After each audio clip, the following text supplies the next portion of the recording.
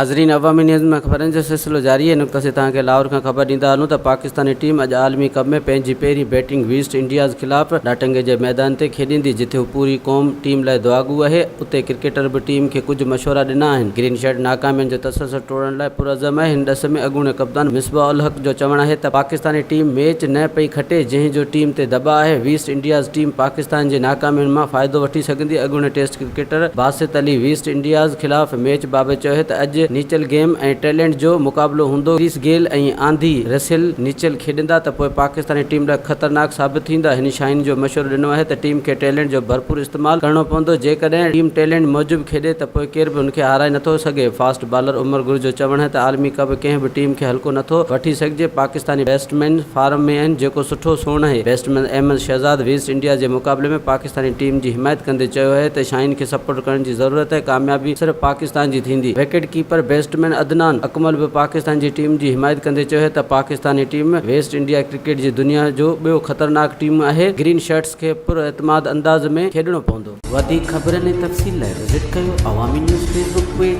YouTube page ऐं अवामी news website.